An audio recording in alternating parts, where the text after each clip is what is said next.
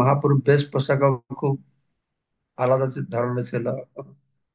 এইভাবে তিনি কি করতেন, নৃত্য কীর্তন করে প্রেম দান করেছিলেন।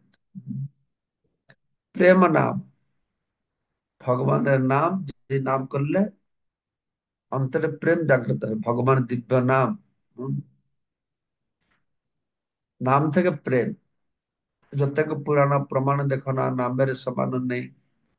নামের অতি হলে প্রেমের উদয়, প্রেমেতে হরিকে পাই। তো সে প্রেম দান করেছিলেন, করে গৌর দিব্যতি যৌবন। এইভাবে তার যৌবন শোভাপ্রাপ্ত হয়েছিল। যৌবন প্রবেশে অঙ্গে অঙ্গ বিভূষণ, দিব্য বস্ত্র দিব্য বেশ, মালা চন্দন মাল্য চন্দন।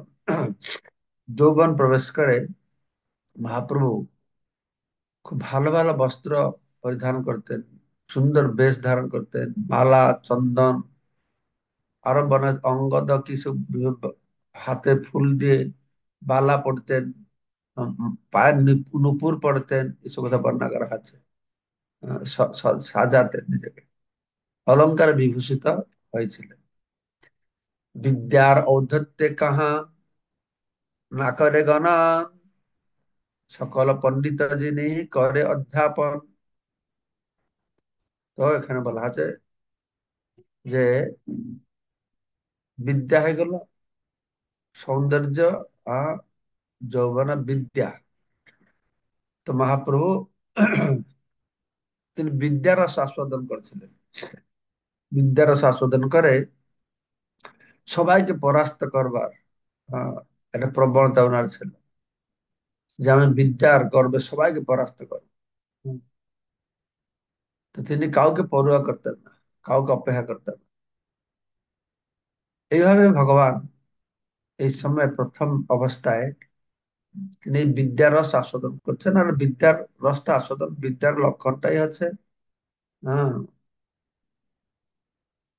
একরকম লক্ষণ আছে কি, উদ্ধততা, ঔদ্ধত্য, গর্ব, অহংকার। কুন্তী মাতা বলছেন, জন্ম ঐশ্বর্য শ্রুত শ্রীভি এদমান মদপুমান। এটা হচ্ছে একটা মদ, মদ আছে না। হম, কাম ক্রোধ লোভ মোহ মদ মাশ্চর্য। এই মদ হচ্ছে চার প্রকারের। জন্ম, ভালো ঘরে জন্ম হয়েছে, ব্রাহ্মণ ঘরে জন্ম হয়েছে, আরিস্টোক্রেটিক ঘরে জন্ম হয়েছে, এই যে অহংকার জন্ম, ঐশ্বর্য অনেক টাকা পয়সা ঘর বাড়ি জন্ম ঐশ্বর্য, শ্রুত খুব বুদ্ধিমান, পাণ্ডিত্য, শ্রী খুব সুন্দর, এই যে অহংকার থাকবে, এটা হলো এরকম। আসল বিদ্যা হচ্ছে কি, বিদ্যা বিনয় সম্পন্ন। যথার্থ বিদ্যা হলে সে বিনয় হবে, সে একরকম হয়। কিন্তু সাধারণত যারা বিদ্যা থাকে তারা একটু সবাইকে পরাস্ত করবে, যে তো ভগবান আহ, এই বিদ্যার এই ভাবটা তিনি আহ, আস্বাদন করেছিলেন, পণ্ডিতদেরকে পরাস্ত করে। তো তা বলে যে তিনি উদ্ধত ছিলেন তা নয়। তিনি খুব নম্র ছিলেন, পণ্ডিতদের কাছে পরাস্ত করতেন সেই প্রকার ঔদ্ধত্যতা। সাধারণ জীবনযাত্রা প্রণালী তার খুব নম্র ছিল। কিন্তু তর্ক যুক্তি এই সময় তিনি খুব শক্ত ছিলেন, কাউকে পুরা করতেন না। শ্রী চৈতন্য মহাপ্রভু সমস্ত পণ্ডিতদের কাছে, পণ্ডিতদের পরাজিত করে অধ্যাপনা করেছিলেন। বায়ু ব্যাধি ছলে কইল প্রেম পরকাশ, ভক্তগণ লয়া কইল বিবিধ বিলাস। তারপরে তিনি যখন চলে গেলেন, কোথায়, গয়া গেলেন পিতৃ শ্রাদ্ধেতে, ফিরে এসে তার যে প্রেম ভাব প্রকাশিত হলো, সেগুলো কাকে, বায়ু ব্যাধি হলে যেরকম ভাব সেরকম দেখা গেল। যখন মহাপ্রভু গয়া থেকে ফিরেছেন, ঘুমাচ্ছেন না, ছুটছেন, চুলটাকে নিয়ে পায়ে বাঁধছে, এই ভাব দেখে লোকেরা সচ্চ মাতা তো ব্যস্ত হয়ে পড়েছেন, যে কি ব্যাপার, কি হলো, ছেলের আমার কি হয়ে গেল। তো বলছে, না না, কিছু নাই, তুমি একটু ডাব নারিকেল খাও, পেট গরম হয়ে গেছে মনে হয়, ডাব নারিকেল খাও। তো আর কেউ বলছে, আরে না না, নিমাইয়ের আগে পুরোনো রোগ এটা, এই ডাব নারকেল হবে না, ছাগল ঘি ওর মাথায় লাগা, পেটে বায়ু হয়ে গেছে, গ্যাস হয়ে গেছে। এইরকম, সেই জন্য এখানে বলা আছে, বায়ু ব্যাধি ছলে তার কৃষ্ণ প্রেম প্রকাশ করেছিলেন। কিন্তু খ্রিস্ট প্রেমের ফলে এটা আছে কেউ বুঝতে পারে না, মাত্র শ্রীবাস ঠাকুর পেরেছেন। সচ্ছমাতা ডেকে নিয়ে এসেছেন শ্রীবাস ঠাকুরকে, আসা আসো দেখো আমার নিমাইয়ের কি হয়ে গেল। তো সবাই ওকে পাগল বলছে, মাথা খারাপ হয়ে গেছে, কি হয়েছে। শ্রীবাস ঠাকুর এসে দেখেছেন যে নিমাই অষ্ট সাত্বিক বিকার ভাব প্রেমের সব লোক দেখা যাচ্ছে। শ্রীবাস ঠাকুর বলছেন, হ্যাঁ সচিমাতা, সত্যি কথা, তোমার ছেলে পাগল হয়ে গেছে, কিন্তু আমিও তার মতো পাগল হতে চাইছি। কারণ জীবনের লক্ষ্যটি হচ্ছে, তোমার ছেলে যেজন পাগল হয়েছে, সেই পাগল হওয়াটাই জীবনের লক্ষ্য। তিনি বলছেন, বায়ু ব্যাধি ছলে তার কৃষ্ণ প্রেম প্রকাশ করেছে, অন্তরঙ্গ ভক্তের নিয়ে কিন্তু বিবিধ লীলা বিলাস করেছে। তো আয়ুর্বেদ শাস্ত্র মতে শরীরের সমস্ত কার্যকলাপ সম্পাদিত হয় বায়ু পিত্ত কফ, বাত পিত্ত কফ, এই তিনটে উপাদানের দ্বারা। দেহের আভ্যন্তরীণ রস নিঃসৃত হয়, আভ্যন্তরীণ রস নিঃসৃত হয় রক্ত মূত্র মল আদিতে পরিণত হয়। কিন্তু দেহের ক্রিয়ায় যদি কোনো গোলমাল গোলযোগ হয়, তখন সেই ক্ষরণ দেহের বায়ুর প্রভাবে কফে পরিণত হয়। আয়ুর্বেদ শাস্ত্র মতে পিত্ত ও কফ যখন দেহের বায়ুকে বিচলিত করে, তখন 59 রকমের রোগ দেখা দিতে পারে। তার মধ্যে একটি হচ্ছে উন্মাদ। প্রভুপাদ সুন্দর বর্ণনা করলে এটা আয়ুর্বেদের ব্যাপার। প্রভুপাদের অর্থাৎ উনি তো মেডিকেলে কাজ করছিলেন, হয়তো এইসব ধারণা জ্ঞান প্রভুপাদের ভালো রয়েছে। আহ, তো কিভাবে এইসব কাজ করে, সেই জন্য আয়ুর্বেদিকেরা ওরা নাড়ি দেখে সব বুঝতে পারে। আয়ুর্বেদিক মেডিসিন হচ্ছে মেন হচ্ছে কফ বাত পিত্তকে, এই তিনটাকে ঠিকভাবে থাকবে সমান ভাবে, সারা শরীরে সব রোগ ঠিক হয়ে যায়। এই কফ বাত পিত্তের কম বেশি দ্বারা মানে সব রোগ ধরে বিভিন্ন প্রকার। তো সেই প্রকার চিকিৎসা তার আজকাল বর্তমান নেই, এলোপ্যাথিক এসে গেছে। হম, যা কিছু হলে রোগকে ধামার প্রতি চাপ চেপে দেওয়াটাই লক্ষ্য, যেন রোগীটা বুঝতে না পারে আমার রোগ হয়েছে।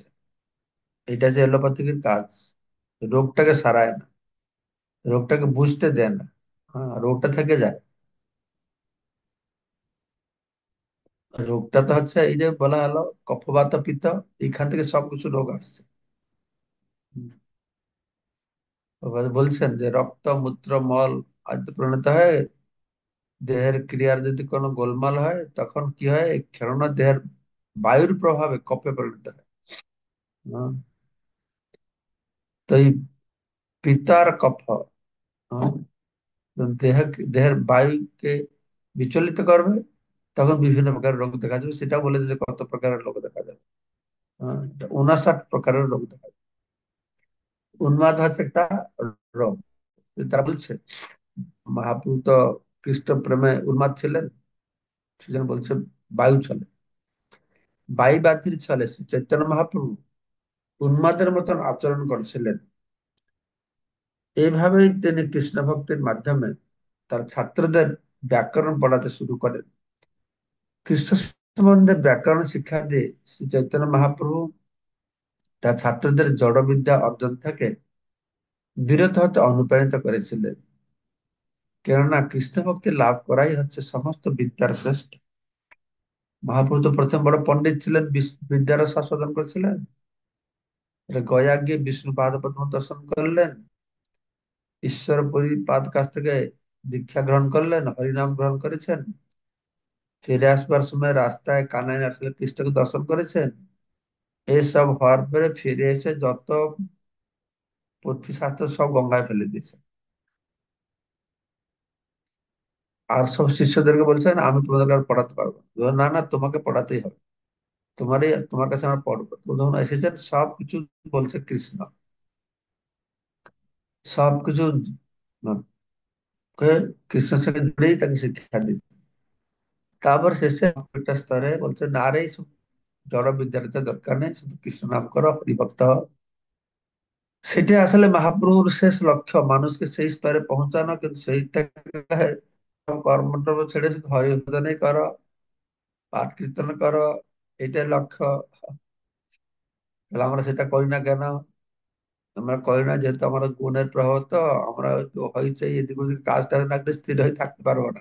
এই জন্য আমাদেরকে বিভিন্ন কাজের মধ্যে যুক্ত করা হচ্ছে, যে কাজগুলো কৃষ্ণ সম্পর্কিত।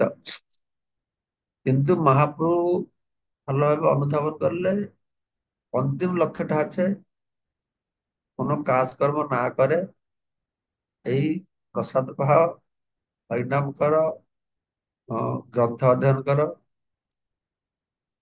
তবে যারা গৃহস্থ আছে এটা করবে কি করে? প্রসাদ পাবে কি করে? হ্যাঁ, করবে যতটুকু খাবার জন্য লাগে ততটুকু ইনকাম করো, তার থেকে বেশি করার দরকার নেই তো। সেটা বরঞ্চ ভগবানের কথা শ্রবণ, ভগবানের কথা প্রচার, ভগবানের সেবা, তার অর্চনা, এতে লাগাও। আমাদের তো অনেক গৃহস্থ ভক্তরা বলে, মহারাজ আমি তো এটা করি সেটা করি, তাহলে কি করে সময় দিব? সেটা ঠিক কথা, এটা ঠিক কথা।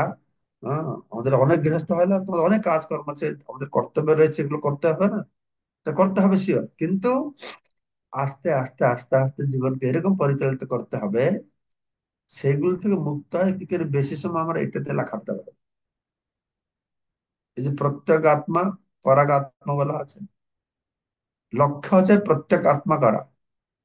হম, সেরকম এটা ওভারনাইট কি হবে না, এরকম না যে হ্যাঁ, সব সব ছেড়ে ছেড়ে দিয়ে শুধু সারাদিন হরিনাম করবো। আর না, না, ব্যাপার হচ্ছে আমরা ভগবানকে ভোগ নিবেদন করব, সেটা হচ্ছে ভক্ত। ভোগ নিবেদন রান্না করতে হবে না? রান্না ভোগ নিবেদন হবে কি করে? রান্না করতে হবে। আচ্ছা, রান্না করতে হলে বাজার করতে হবে, বাজার করতে হলে তো ইনকাম করতে হবে। হ্যাঁ, এই সবটাই ভক্তি, সবটাই ভক্তি। কিন্তু এগুলো সব ভক্তি সম্পর্কিত। কিন্তু স্বরূপে ভক্তি হচ্ছে এই যে ভগবান গ্রন্থ অধ্যয়ন করা আছে, ভগবান নাম জপ করা আছে, ভগবানের অর্চনা করা আছে, নাম সংকীর্তন করা আছে। কিন্তু এটা হচ্ছে ডাইরেক্ট ভক্তি, ভগবান সম্পর্কিত। তো এটাই জীবন লক্ষ্য হচ্ছে কি, যে আমরা আস্তে আস্তে আস্তে আস্তে আর বেশি ইনকাম করে, বেশি ঘর বাড়ি বানাবো, এইসব করবো সেটা করবো না করে, এই এই এই যেগুলো কয়টা কথা বললাম এর মানে সীমিত রাখবো। কিন্তু ও মহারাজ তো বলে দিল এসব করবো না, তাহলে আমি কালকে সব গুটিয়ে রেখে দেবো, এটা চলবে না, এটা হবে না, পারবে না তো। সেটাই তো অর্জুনকে বলছে, তোমার মনটা তো বিজনেসে, বেশি টাকা পাবো টাকা পাবো, তুমি ভাবি তুমি টাকা পাও, বড় বড় বাড়ি করো। হম, তো আস্তে আস্তে আস্তে আস্তে জীবন লক্ষ্যটা এটা রাখ। আমি করছি যেহেতু আমার বোনের প্রভাব আছে, আমি কিছু করবো। তো লক্ষ্য আছে একদিন আমি শুধু ভগবানকে নিয়ে থাকবো, এটা হচ্ছে একদম শেষ, শ্রেষ্ঠ স্তর সেটা। তো তো কৃষ্ণ সম্বন্ধে ব্যাকরণ শিক্ষা দিয়ে শ্রী চৈতন্য মহাপ্রভু তার ছাত্রদের জড়বিদ্যা অর্জন থেকে বিরত হতে অনুপ্রাণিত করেছিলেন। তাই আমরা বলি জড়বিদ্যা যত মায়ার বৈভব, তোমার ভজনে বাধা, অনিত্য সংসারে মোহ জন্মায় জীবকে করায় গাধা। সেটা ঠিক, কিন্তু বর্তমান যুগে যে ইসকন সংস্থা চলছে, অত বড় প্রচার সংস্থা, তো যার পড়াশোনা না থাকলে কি কি চালাবে? অ্যাকাউন্টিং কি কি রাখবে? অত লোকদের সঙ্গে কি করে দেখা করবে? সেটা করতে হচ্ছে, এই সংস্থা চালাতে হলে করতে হচ্ছে। কিন্তু এই সমস্ত কার্যের মধ্যে যুক্ত থেকেও আস্তে আস্তে আস্তে আস্তে কি করতে হবে না, আমাদেরকে মনটা এক সময় আসবে, এই সময় কর্ম থেকে মুক্ত হয় আমরা সম্পূর্ণরূপে ভগবানেই মন লাগাবো। ঠিক আছে, এটাই অন্তিম লক্ষ্য। ঠিক আছে, কেননা কৃষ্ণ ভক্তি লাভ করাই হচ্ছে সমস্ত বিদ্যার শ্রেষ্ঠ ফল। যত পড়াশোনা করেছে তার ফল হচ্ছে কৃষ্ণ ভক্তি লাভ করা। আমরা যদি অনেক পড়াশোনা করলাম কিন্তু কৃষ্ণ ভক্তি লাভ করলাম না, কৃষ্ণ সেবায় লাগালাম না, তাহলে সেটা কোনো লাভ হবে না। তো মহাপুরুষ সেই শিক্ষার ভিত্তিতে ছিল জীব গোস্বামী হরি নামামৃত ব্যাকরণ গ্রন্থ করেছে। শিল গোস্বামী ব্যাকরণ করেছেন, পাণিনি ব্যাকরণ রয়েছে প্রসিদ্ধ। তো শিল গোস্বামী হরিনামামৃত ব্যাকরণ করেছেন। সব কৃষ্ণ শব্দ ব্যবহার, নরহ নরৌ নরাহ, অর্থাৎ কৃষ্ণ কৃষ্ণ কৃষ্ণ এরকম কিছু হবে, সব কৃষ্ণ নাম দিয়ে তারা ব্যাকরণ করছে, ব্যাকরণ পড়ছে, সব কৃষ্ণ নামও হচ্ছে, এরকম করেছে। সাধারণ মানুষ এই ধরনের বিশ্লেষণকে উন্মাদের প্রলাপ বলে মনে করে। তাই শ্রী চৈতন্য মহাপ্রভু উন্মাদ হওয়ার অভিনয় করে কৃষ্ণ ভক্তির তত্ত্ব বিশ্লেষণ করেছিল, যাতে কৃষ্ণ সম্বন্ধে সবকিছু গ্রহণ করা যায়। শ্রী চৈতন্য মহাপ্রভু এই সমস্ত লীলা চৈতন্য ভাগবতের মধ্যখণ্ডে প্রথম অধ্যায়ে স্পষ্ট ভাবে বর্ণিত হয়েছে। যখন মহাপ্রভু ফিরে এসেছেন গয়াতে পিতৃ শ্রাদ্ধ দিয়ে, এগুলো সব বর্ণনা করা হয় চৈতন্য ভাগবত প্রথম খণ্ডে। আমরা সব শুনবো চৈতন্য চরিতামৃত শেষ হলে, এই যে আমার বেঁচে থাকি, আমার আবার চৈতন্য ভাগবত শ্রবণ করো, কপালে থাকে। তো কালকে আমরা 8 নম্বর শ্লোক পড়বো। এইখানে এইখানে আমরা আজকে কথা বিশ্রাম দিচ্ছি। এখানে রহিল গ্রন্থ অমৃত লহরী, ভজন বলিয়া সবে হে বল হরি হরি। হরি বল। বলুন তমাল প্রভু কি বলছে। মহারাজ, আপনার শ্রীচরণে প্রণাম। গতকাল তো আমরা পেলাম না, আজকে আবার আমরা সুযোগ পেয়েছি আপনার প্রাতঃকালে চৈতন্য মহাপ্রভু। তো মহারাজ, আসলে আমার আজকের আলোচনায় প্রশ্ন নেই, কিন্তু একটা সিদ্ধান্তের জন্য একটু আপনার করুণা ভিক্ষা করছি। সেটা হচ্ছে, আমাদের প্রভুপাদের নিয়মে প্রতিদিন আমরা তো নাট মন্দিরে ভাগবত পাঠ হয় সকালবেলা। তো সেই ভাগবতের দশম স্কন্ধের 29 থেকে যে 33-টের 5টি অধ্যায় রয়েছে, তো সেগুলি কি আমরা নাট মন্দিরে কি আলোচনা করা কি নিষেধ আছে মহারাজ, ধারাবাহিক আলোচনায়? না, আমরা ভাগবত পাঠ করি যখন সেটা পড়ি না। ভাগবত পাঠ হয়, ওই রাস্তা পঞ্চধ্যায়টাকে আমরা বাদ দেয় নাকি? এটা আমরা পড়তে পারবো, তো সেটা আমাদের পড়তে হবে আমাদের পূর্ব আচার্যদের ব্যাখ্যাকে নিয়ে, এই সহজাদের ব্যাখ্যা নিয়ে পড়ানো হবে। বুঝতে পারছো? আচ্ছা আচ্ছা। না, মায়াপুরে নাকি আপনার এই 5টি অধ্যায় নাকি পাঠ হয় না হয় না? নাট? আমি তো প্রথম শুনছি এটা। যখন যখন মানে পড়তে পড়তে পড়তে যখন এই 5টা অধ্যায় শেষ, বাদ দিয়ে পার পড়ে। হ্যাঁ, না, আমি তো জানি না, এই জন্য আপনি তো আমাদের বাংলাদেশের জিবিসি, আমি গতকাল জগৎগুরু প্রভুকে বলেছিলাম। প্রভু ঠিক সিদ্ধান্ত হবে, আমি যোগাযোগ করে দেখি। এখন আমি এখন সিদ্ধান্ত, আমি আজকে সুযোগ পেলাম আপনার কাছ থেকে একটু অভিভাবক আমি কোনোদিন আপনাদের। শুনি না, আমি এরকম কোনোদিন শুনি না যে 5টা অধ্যায়কে বাদ দিয়ে তবে পড়ে। সব জায়গায় পাঠ। আমি তো ঠিক আছে।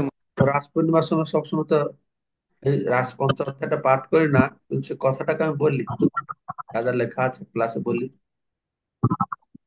অসুবিধা নেই। আচ্ছা, ঠিক আছে মহারাজ। ঠিক আছে, সবাইকে অশেষ ধন্যবাদ। বাঞ্ছা কল্পতরুভ্যশ্চ কৃপা সিন্ধুভ্যশ্চ भूतितानां पावनेभ्यो पावनेभ्यो वैष्णवेभ्यो विष्णुभ्यो नमो नमो नमः। नमः। Pancha Kripasanne Vaja Purita Pablo Vishnu Namo Namo Purnam Maharaj. अनंतकोटि वैष्णव भक्तवृंद के सामने वैष्णव প্রভু। भगवान